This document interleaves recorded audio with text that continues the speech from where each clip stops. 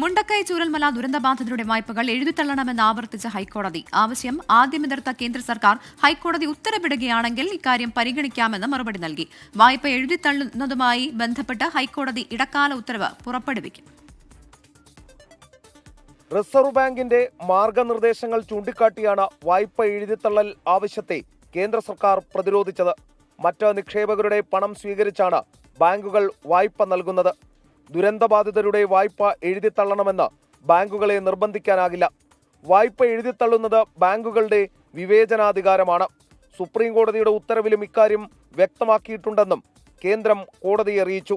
എന്നാൽ വയനാട്ടിലെ ദുരന്ത സാഹചര്യം വ്യത്യസ്തമാണെന്ന് ചൂണ്ടിക്കാട്ടിയ ഹൈക്കോടതി ജനങ്ങളുടെ ജീവിത സാഹചര്യം നഷ്ടപ്പെട്ട ദുരന്തമാണ് വയനാട്ടിലേതെന്ന് ഓർമ്മപ്പെടുത്തി. വായ്പ എഴുതിത്തള്ളാൻ കേരള ബാങ്ക് തീരുമാനമെടുത്തിട്ടുണ്ട്. സമാന തീരുമാനമെടുക്കാൻ ഇടക്കാല ഉത്തരവിലൂടെ കേന്ദ്രത്തോട് നിർദ്ദേശിക്കുമെന്നും ഹൈക്കോടതി വ്യക്തമാക്കി. ഇതിനിടെ ബാങ്ക് വായ്പ എഴുതിത്തള്ളേണ്ടെന്ന തീരുമാനം മുഖ്യമന്ത്രി പങ്കെടുത്ത SLBC യോഗത്തിന്റെ ശുപാർശ അനുസരിച്ചാണെന്ന കേന്ദ്ര സർക്കാർ വാദത്തിനെതിരെ സംസ്ഥാനം രംഗത്തെത്തി.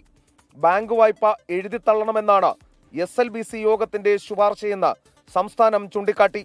വായ്പ എഴുതിത്തള്ളണമെന്ന് മുഖ്യമന്ത്രിയും ഉന്നത ഉദ്യോഗസ്ഥരും SLBC യോഗത്തിൽ ആവശ്യപ്പെട്ടു. മുഖ്യമന്ത്രി പങ്കെടുത്ത 2 SLBC യോഗത്തിന്റെയും രേഖകൾ സർക്കാർ ഹൈക്കോടതിയിൽ ഹാജരാക്കി. ശ്രീകാന്ത്, 24, തിരുവനന്തപുരം.